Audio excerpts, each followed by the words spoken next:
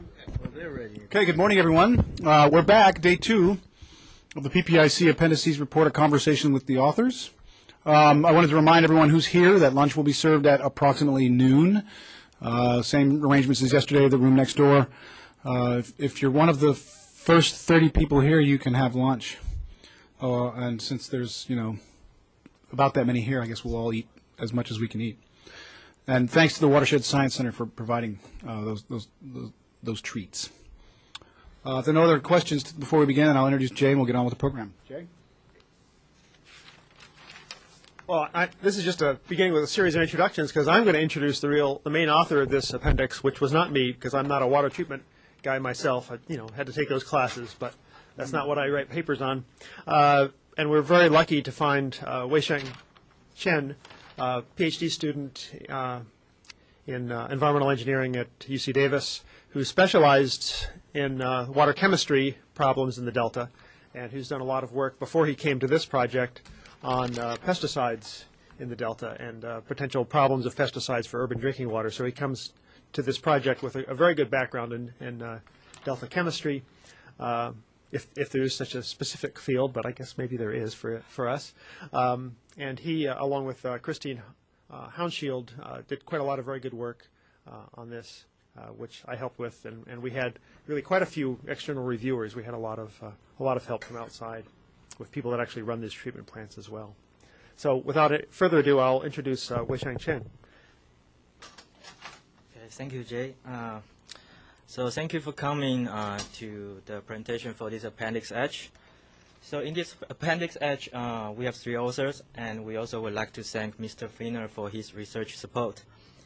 So this appendix primarily talk about the drinking water quality problem in the Delta and the associated treatment costs, and also we will have some discussion regarding the possible residual health risks posed by disinfection by product formation.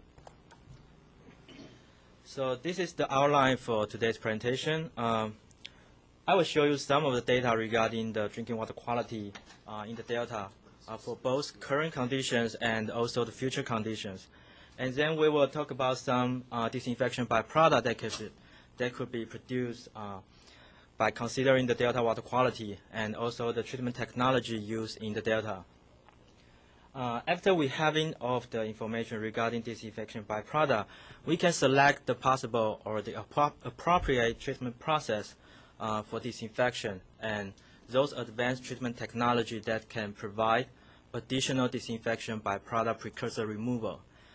Here we're not going to, in this appendix, we didn't consider all of the treatment technology because it is difficult to consider all of them. So we focus on disinfection and those technology that can help to prevent the formation of DVP. And after that, we did some cost estimation for each technology and also for different kind of treatment configuration by considering the water quality and for each Delta location. At last, I will show you, I will discuss quite a bit regarding the residual health risks that posed by the disinfection by product formation, and then will be the conclusion. So at the beginning, the Delta is the largest single drinking water sources for California.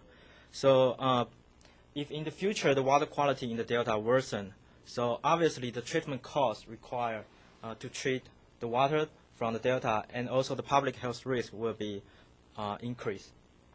So in this appendix, we try to explore this kind of effect from water quality to treatment costs and the residual health risk, and by considering both current and future conditions. So before we go to the detail for this appendix, here is a table that shows some current Delta drinking water intakes. Here I have some copy for some of the table for this appendix because some of the table may not be large enough for all of the people to see. So if you need one, please take one. And if you need to point out things on the screen, just move the mouse. Okay, or I think I can use. It's actually better for the webcast if you okay. use because the arrow will come up on it. Okay, thank you. Currently, there are many drinking water intakes in the Delta, but here we only listed some of them, the primary one. These primary intakes for urban uses include the South Delta intakes, which include the Contra Costa Canal, and those intakes used for South Bay Aqueduct and California Aqueduct. And also the North Delta intakes include the bucket loop that feed the state water projects, North Bay Aqueduct. And if you look at the table here, you can see for those treatment plants operated by Metropolitan Water District of Southern California, they have much larger capacity as compared to the other treatment plant. So if the water quality in the Delta worsened in the future, the treatment plant operated by them could be more significantly affected. But in our appendix, it is difficult to consider all of the locations. So basically, we selected 5 of them. And these 5 locations include the 3 current Delta intakes. The first one is the Contra Costa Water District, Contra Costa Canal, and Rock Slough, as shown on the figure here. And the second one is the South Delta pumps at Banks, which is shown here. And the third one is the State Water Project at North Bay Aqueduct. We also included 2 locations at upstream of the Delta. The first one is the Sacramento River at Hood. It's here. And the third one, the fifth one is the San Joaquin River at Vernalis. Even though currently there is no plan to use drinking water, to use Sacramento River as a drinking water source, but we think by including this location, that can help us to compare the water quality at different Delta locations, and also to understand this Delta inflow. So after selecting those Delta locations, we chose some drinking water constituent of interest in this appendix. Because the primary objective of this appendix is to investigate the effect of water quality to treatment costs and health risks when you have, for example, like sea level rise in the future. So the salinity is the major concern in this appendix, and that includes 3 constituents, the electrical conductivity, bromine, and chloride. And we also have data regarding total organic carbon and dissolved organic carbon. The reason we included them is because they are the primary disinfection byproduct precursor. And we also have some data for nutrient. We represented those concentrations as total nitrogen and total phosphorus. And the last constituent we consider in this appendix is pesticide and herbicide. So even though some people may argue that pesticide and herbicide may not be as important as compared to the other constituent, but we believe this constituent can pose risks to the environment and the public health.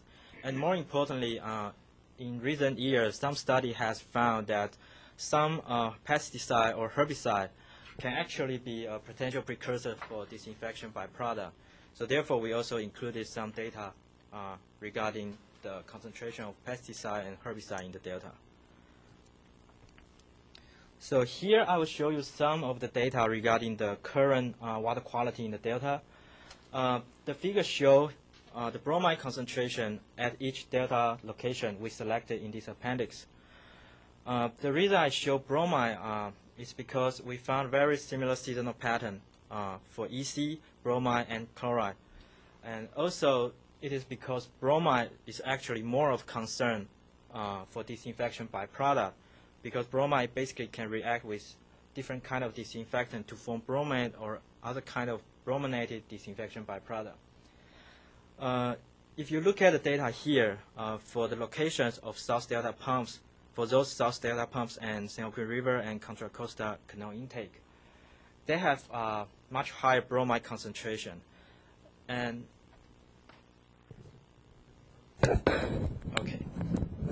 And currently, CalFat has a record of decision for bromide target concentration of 50 microgram per liter. So if you look at those concentrations, they have been exceeded.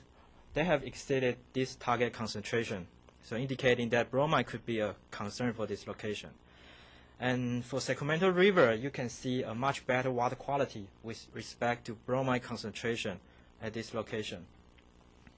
So basically, in our result, we found salinity is a problem, particularly for the location of South Delta and San Joaquin River. And for TOC and DOC, as I just mentioned, they have potential to react with chlorine and ozone to form disinfection byproduct. So basically, in your source water, if you have high level of organic carbon, that means you require more disinfectant to reach your disinfection goal. In our result, for the location of North Bay Aqueduct, this location has a relatively higher TOC and DOC concentration, and also with a very obvious seasonal pattern. You can see the peak starts from January and to the early summer or the end of spring. But overall, the data of TOC and DOC usually have less seasonal variability than as compared to the concentration of salinity. So for nutrients are represented as total nitrogen and total phosphorus concentration. And we found that San Joaquin River has the highest nutrient concentration, and it does make sense because we have a lot of agricultural activity in San Joaquin Valley, so that can contribute the loading of a nutrient to this location. And for pesticide and herbicide, we collected data from the database of DWR, Department of Water Resources, and DPR, Department of Pesticide Regulations. We found at 4 locations, North Bay Aqueduct, South Delta Pumps, and Sacramento and San Joaquin River, they do have some pesticide and herbicide detection at this location. Therefore, even though San Joaquin River has a better water quality with respect to bromine and TOC-DOC concentration, it does have some pesticide and herbicide contamination.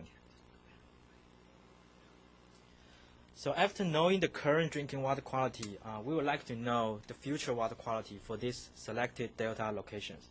So basically, the way we did in this appendix is we use a hydrodynamic modeling from Appendix C. So that hydrodynamic modeling gives us a result with respect to EC concentration for this location. And this modeling considers 3 different long-term conditions, 1 and 3 feet of sea level rise, and the failure of Delta's western island. And after that, we use a regression model developed by Metropolitan Water District of Southern California, which is a salinity correlation analysis particularly developed for Delta location. So it is okay to use that regression model, and we use the model and use the data from the hydrodynamic modeling to estimate the bromine and chloride concentration at those selected Delta locations. But here we have 2 important assumptions. The first one is we assume that Contra Costa Water District only use the water intakes at Rock's Roof. But practically, they have 3 drinking water intakes, and they have the 4th one under construction. So basically, this may not be exactly perfect for in reality, but this can help us to simplify this prediction model. And also, because it is kind of difficult if you consider all of the conditions, because in reality, Contra Costa Water District will select the drinking water intakes with better water quality when the water quality in the delta worsen. So there is no specific rule to say they will use which intake. So in our model, we just assume they use this drinking water intake from Rock's Roof. And this water intake typically has the worst water quality among those water intakes they use. And the second assumption is we assume that no change in upstream or in delta operation will be operated to meet water quality when sea level rise or delta's western island fail. So basically, these 2 assumptions is prepared to help us to do this prediction model more easily. And also, in another way, you can think by using these 2 assumptions, we can understand how bad water quality could be in the future when sea level rise or the delta's western island fails. So here is the table that quickly summarized the water quality the current and future water quality in delta locations. For the Sacramento River and San Joaquin River locations, we didn't do prediction for these two locations because we assumed that when sea level rise, the water quality at these two locations would not be significantly affected. So we only have the current water quality data for these two locations. And for Nose Bay Aqueduct, because when we prepared this appendix, the hydrodynamic modeling result was not yet suitable for this location, so we didn't include the data for the Nose Bay Aqueduct. But if you look at the data for South Delta pumps at Banks and the Contra Costa Water District, you can see when sea level rise to 3 feet, the bromide concentration can as high as 0.84 milligram per liter for the location of Contra Costa Water District, which is much higher than the CALFAT record of decision target concentration for bromide. And as I just mentioned, for TOC and DOC, the Nose Bay Aqueduct has a relatively higher concentration as compared to the other locations. So by having those water quality data, we selected some disinfection byproduct. The way we selected disinfection byproduct is we consider two primary water quality constituents, TOC and bromide. The reason we chose bromide is because, just as I mentioned, salinity is important, so we selected bromide. And TOC is the major concern because it is difficult for us to consider all of the constituents. So we choose these two as the primary constituent, and based on these two constituents, we can select disinfection byproduct and select the appropriate treatment technology.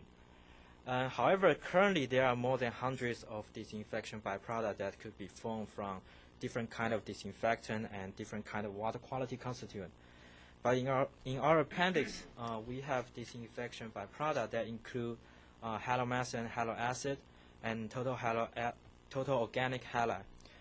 They are the disinfection byproduct mostly regulated and studied. And we also included aldehyde, bromide, and halonitromethane. We chose this because they can be formed by using ozonation and UV irradiation. So I will talk about this technology in the later slide. And also because we concerned about bromide. So we also selected bromide and some brominated disinfection byproduct. So for treatment process, as I mentioned in the beginning, we only focus on disinfection and those advanced treatment technology that can provide additional disinfection byproduct precursor removal. And these constituents include TOC and bromide. So we selected this treatment process, and that includes two alternative disinfection, ozonation, which has been widely used in the water treatment plant that use delta water, and the other one is UV irradiation. And for the other treatment technology, we have enhanced coagulation that can remove TOC, and also adsorption, membrane filtration, and we also have some discussion regarding magnetic ion exchange. Even though this is not a common technology currently in delta, but because it has the ability to remove both natural organic matter and bromide, which are the two primary constituents we concern in this appendix. That's why we included particularly this technology in this appendix. But before we go to the detail for those technology, here is a quick table that shows the current treatment process used in the treatment plant that use delta water. As you can see, for disinfection, many water treatment plants that use delta water already have ozonation in their treatment plant. The only difference is how they use this technology.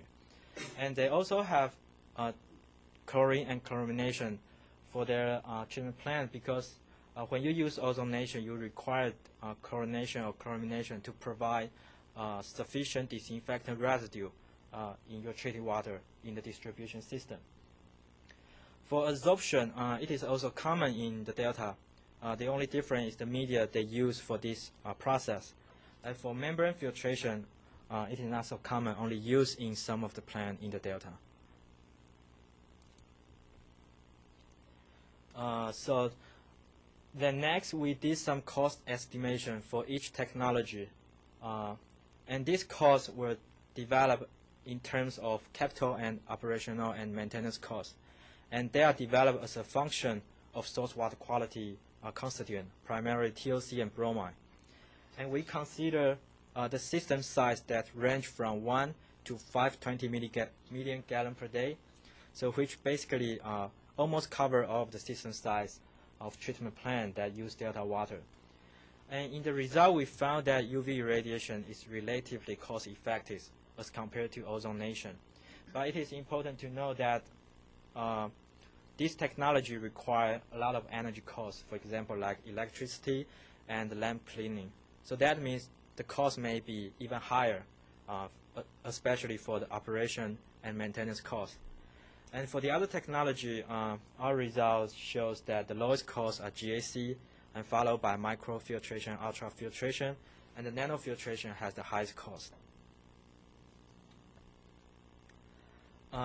But before we use those cost information to estimate the treatment cost for each delta locations, we need to know the limit of technology so that we can estimate the best combination of treatment technology with minimum cost, but also ensure the health risks provided by drinking water. So the way we did is basically we collect a lot of information from published study and information from local and state and local agencies. And in the table here, that shows our result. So basically, we assume ozonation as the base treatment technology. And when you have higher TOC concentration, you may need to add GAC or enhanced coagulation to remove those high TOC concentration. However, when you have high bromide concentration, then you may need to add magnetic ion exchange and ultrafiltration, or just replace your ozonation to UV to prevent the formation of those brominated disinfection byproduct. But because we use a lot of information from different agencies, so the result could be slightly different because of many site-specific conditions and different safety factors operated by different water treatment plants at different locations. But here is the best estimation we have in this appendix. So after that, we use all of the information, including water quality in every location and treatment costs for different treatment technology, and also the technology limit. We estimate the treatment cost will be required for each delta locations. In the table here, so basically we have location that includes Sacramento River. Even though currently there is no drinking water treatment plant that use Sacramento River, but the water quality at this location represent the water quality that will be available for water agencies if a peripheral canal was established to replace the South Delta drinking water intakes. And we also have the cost estimation for North Bay Aqueduct, Contra Costa Water District, and the treatment plant that use the water from the South Delta. If you look at the treatment costs for different locations, as you can see, for those locations with higher bromide concentration, for example, like Contra Costa Water District, the ozonation cost was much higher than the cost required for those locations with better water quality with respect to bromide concentration. And the result that shows eventually that UV disinfection combined with other treatment could be more cost competitive as compared to ozonation combined with other treatment technologies. But for the future water quality conditions, the table here shows our estimation result. As I just mentioned, the Sacramento River, we assume that water quality at this location will not be significantly affected. So we only have one treatment cost for these locations. And because we didn't have the future water quality data for North Bay Aqueduct, so we didn't include their cost estimation in this table. And for the cost highlighted in bold, the sky blue color here, they represent the most likely treatment process cost for each location and for different conditions here. So if we, for example, like Contra Costa Water District, under current condition, you have a bromide concentration 0.25 milligram per liter. So this enhanced calculation combined with ozone may already enough for you to treat your source water. But when you have 1 feet sea level rise, you have higher bromide concentration, so you may need to add GAC to help you control your treated water quality. Even though GAC is not designed to remove bromide, but basically when you have high bromide, you also need TOC to react with disinfectant to form disinfection byproduct. So if you are able to remove your TOC to an even lower level, that can also be a strategy to help you to control the formation of disinfection byproduct. And also that can give you a lower treatment cost. That's why for this condition, 1 feet sea level rise, we suggested this treatment technology of enhanced coagulation and ozone and GAC. But when you have 3 feet sea level rise, the bromide concentration is as high as 0.84 milligram per liter. In that case, this kind of strategy would not be able to help you to control your treated water quality. In that case, you will need to add magnetic ion exchange that can remove bromide to control your drinking water quality. But that also significantly increased the cost required for these locations. And for those costs highlighted in the red color, in the pink color, that represent the cost may not be practical for this by using this kind of treatment configuration. So for example, like 3 feet sea level rise at Contra Costa Water District, if you only use enhanced coagulation versus ozone, even though it can give you a very low treatment cost, but you may have a significant formation of disinfection byproduct or some contamination being present in your treated water.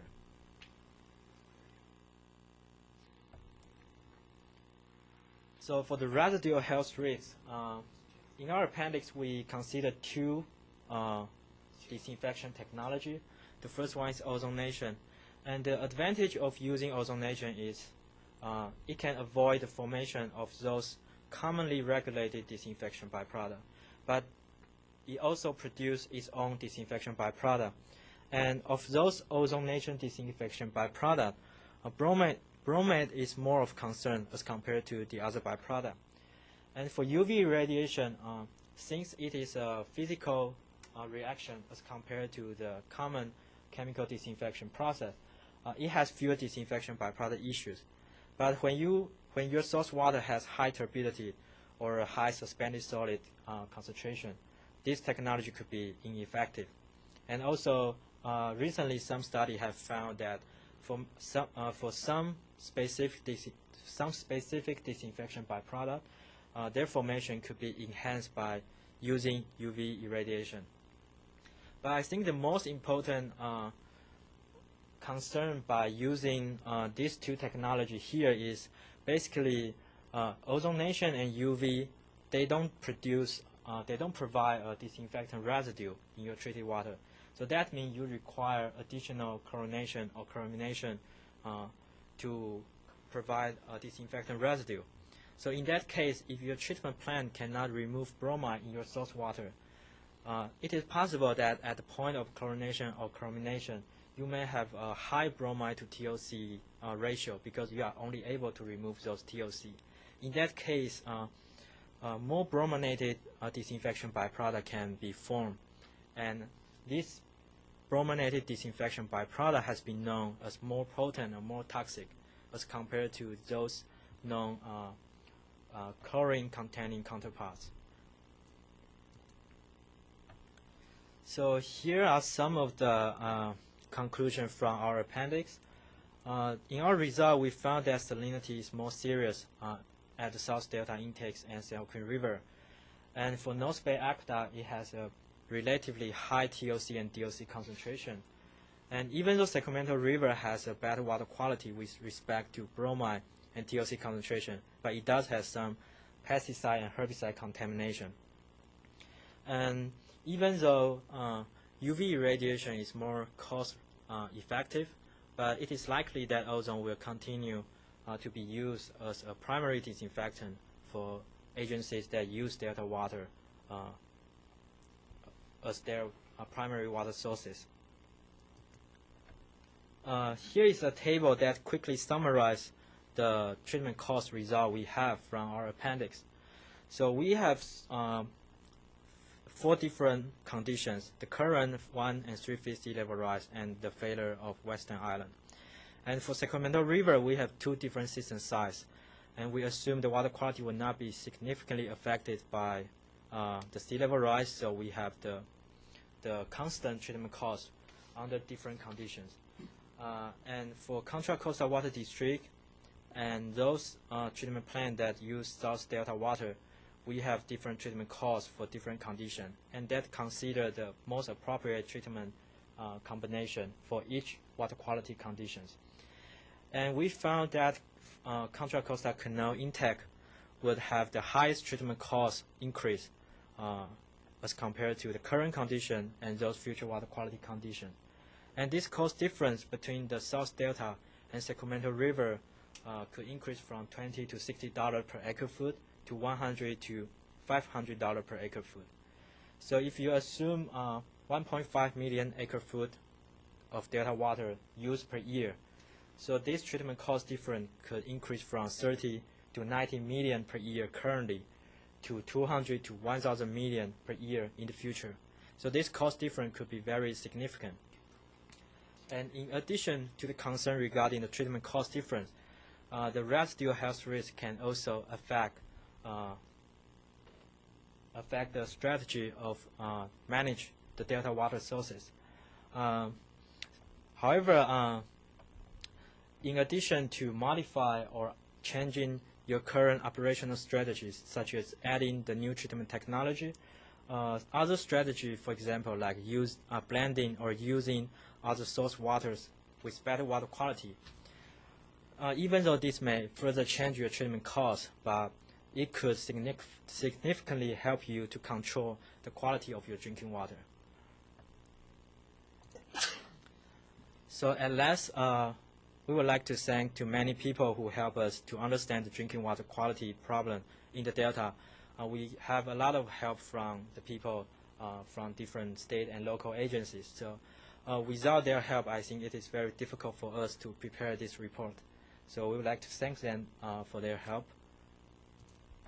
So at last, I would like to thank you for coming to this talk, and any question or comment will be very welcome. So thank you very much again.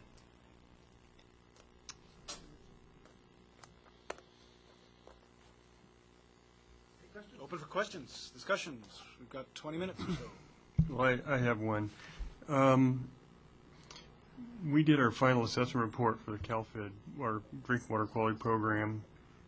The peer reviewers pointed out that we hadn't considered organic nitrogen as a possible precursor for formation of nitrosamines. Is that something that you looked at and considered? I think that's one of the reasons that we include pesticide and herbicide and those nutrients in our appendix, even though we didn't further consider the disinfection byproduct that could be formed from this precursor. But I think nitrosamine is of concern in recent years, actually. So if you want to more detailedly to consider the formation of disinfection byproduct, I think those constituents, including pesticide, herbicide, and organic nitrogen, would definitely be important. And because I also work for another project in UC Davis, and which is a project basically that studied the formation of NDMA, nitrogen nitrosamine, from one specific herbicide, diaram. And in our study, we also found some formation of NDMA from this herbicide. So basically, that also support this question. So basically, some of the pesticide and herbicide and organic nitrogen can also be a significant precursor for disinfection byproduct. But in our appendix, because of the time strain, and also we would like to focus on the effect of sea level rise, so we only focus on TOC and bromide. And also we assume that those for example, like pesticide and herbicide and organic nitrogen, could be removed by those technology before disinfection. So that's why we didn't look at them in this appendix. But I think definitely those constitute like pesticide and herbicide and organic nitrogen would be important if you want to detailedly look at the disinfection byproduct problem. So I mean, the importance is that it kind of affects your decision about how much better Sacramento River water is than the rest of the Delta, because Sacramento River water does have significant amounts of those herbicides and organic nitrogen. We're pretty sure.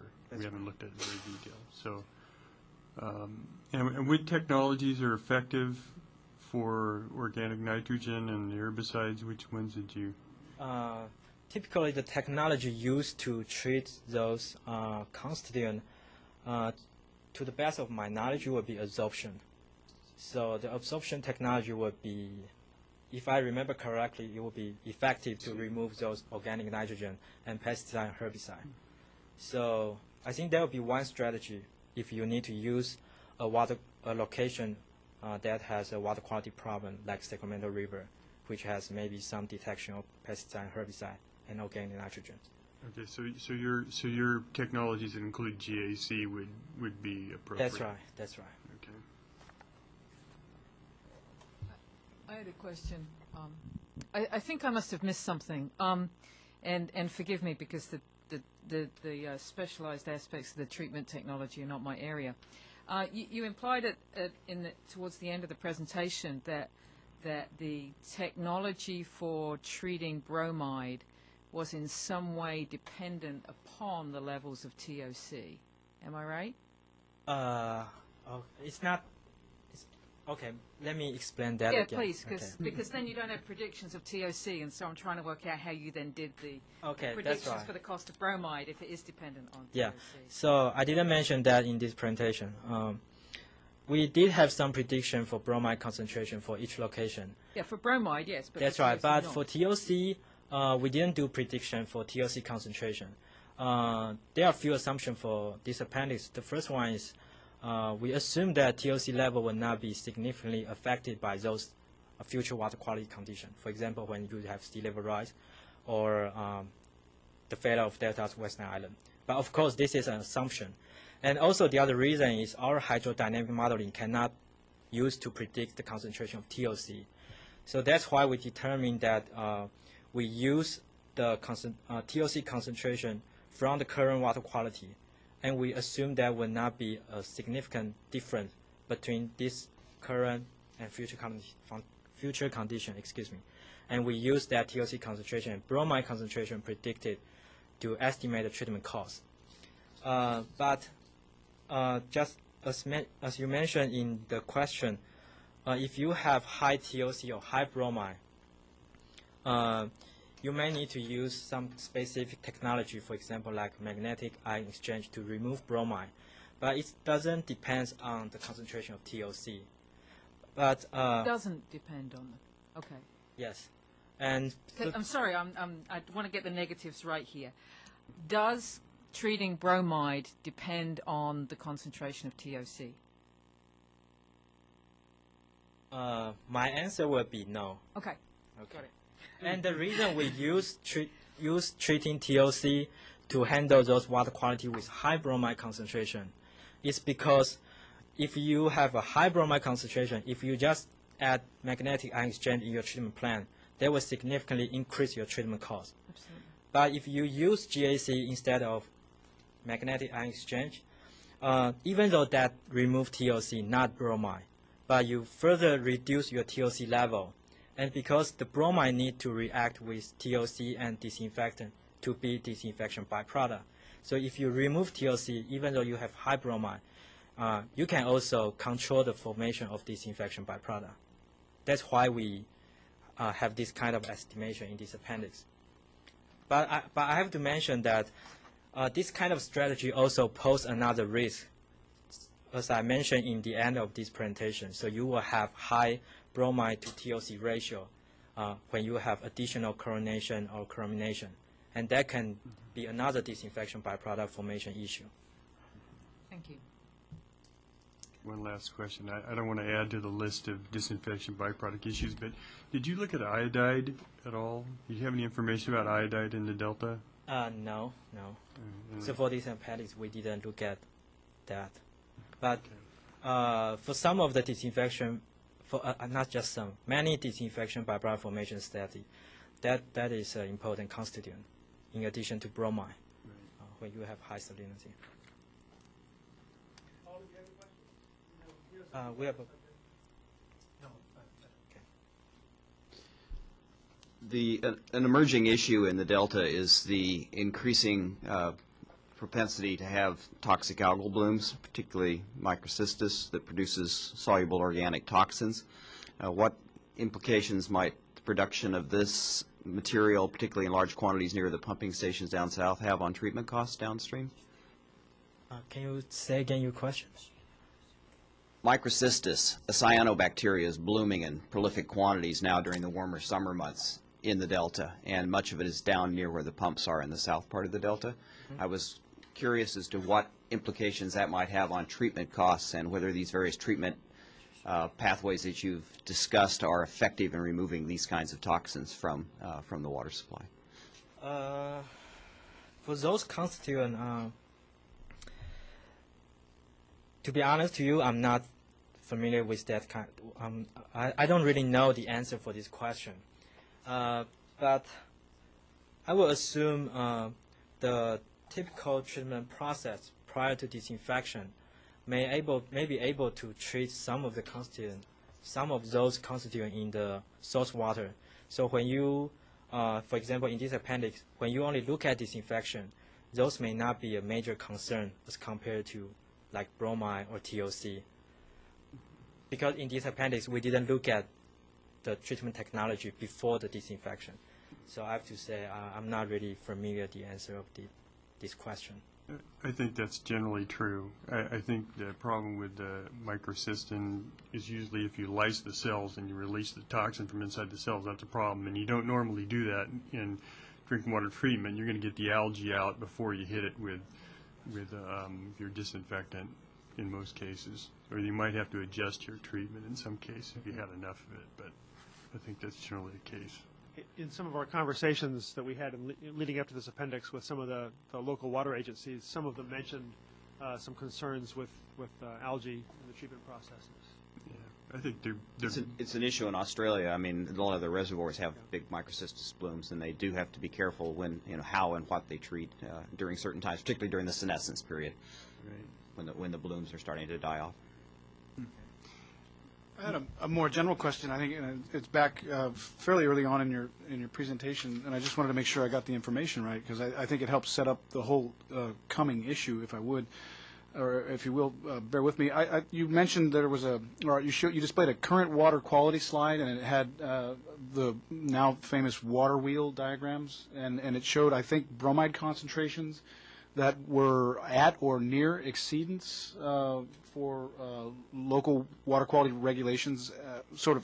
I got the impression that was currently. Did I understand that slide correctly in that I took away from that we're right up against our regulations now, and that with sea level rise, we are to expect large-scale and persistent exceedances of bromide concentrations at those locations? Is that right? Yes. So if you look at the current water quality data with respect to bromide concentration, the concentration actually for the South Delta has exceeded the current standard. For example, like the CalFed record of decision target concentration. Well, I don't know if that's a record. That's not a standard. It's a target. That's a target. That's right. There's sort of a very important legal difference. Right. Yeah, so it is an important difference. MDL, it's a ROD target. It's a ROD It's target. not a 1641 criteria. Okay, that's right. When I hear that we're in exceedance now, My understanding is that there is no standard for bromide. There's no standard for bromide. There are standards though for TDS, so for EC and TDS. There's a secondary MCL for that. It's a kind of progressive standard. It starts at you're looking at EC there, so the standard starts at about 900 and goes up to like 2,200, and depending on what level you're at, you're supposed to take different actions. Look for alternative water sources, and then you get up to 2,200, and you can't serve water with that much salt in it. So it's fair to say that we're at the sort of tolerable limit of our desirable water quality now, and it's not likely to do anything but get worse. Is that true? I would say that the water quality we're at now presents treatment challenges. People have to use a pretty creative balance of treatment technologies to meet the standards. Because And I guess I have to say one thing that impressed us when we worked on this appendix is just like we saw when we worked on Appendix B on the local delta levees, that the local levee engineers were really getting quite creative about making things work. In our conversations with the local treatment people, they'd been really quite creative about trying to make this work.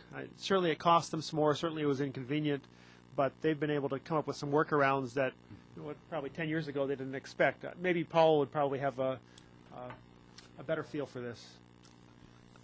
Jay, I don't think I was going to address your comment. I didn't disagree with it. But I think if you really step back from what all these numbers are saying, rather than looking at the numbers, the conclusion I come up with is if we have one of these high sea level rise scenarios or the island failures, these aren't water qualities that drinking water agencies would want to try to treat their way around.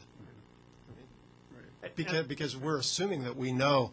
I think you discussed a lot. There's a lot of uncertainty, but we only know about certain disinfection byproducts now. But that would have to be taken into account in the future. What other disinfection byproducts would we have in a water quality that's that poor?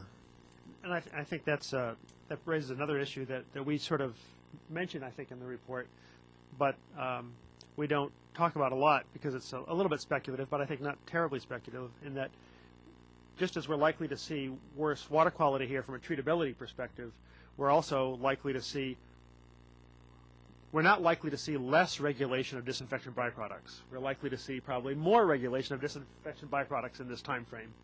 And that would make even, we're able to get by with the current water quality okay, but we might see additional costs from tightening of drinking water standards as well as from worsening raw water quality. So in some ways, I think our cost estimates might be low from this perspective, just as they might be high if the creativity continues to be up to the challenge. Do the cost estimates include the capital cost for the Sacramento? Yeah, okay. Are there arsenate exceedances in any of these water supplies? excuse me? Are there arsenate exceedances in any of these water supplies? No. The only arsenic problems I'm aware of come from groundwater in the Groundwater in a lot southern of Central places. Valley. Yeah, arsenic in the delta is pretty low, a couple parts per billion. But when you get down into one of the issues is when you start talking about doing conjunctive use and pumping in water and using groundwater banks, you really have to look at the arsenic issue because it is a pretty potent carcinogen too, and the standards are low, but the residual health risk issue is an important consideration there. Yeah, so Metropolitan deals with that problem with some of our pump-in programs in the Central Valley. So some of our the groundwater pump-ins are actually treated prior to being put into the aqueduct. That's the good news about arsenic. It's fairly easy to treat. Yep. Yeah. Okay. Any other question? Additional question?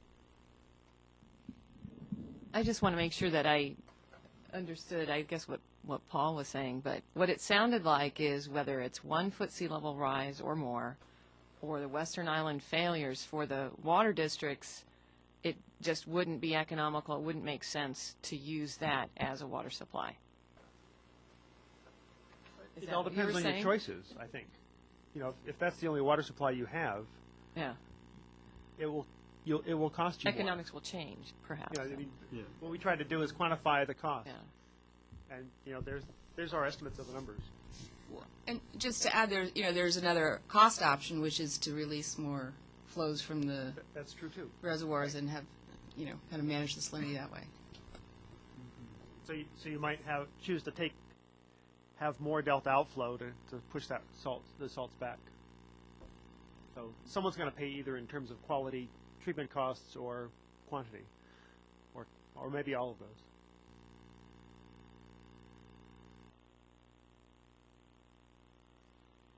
So is there any other question? Okay. Okay, thank you very much.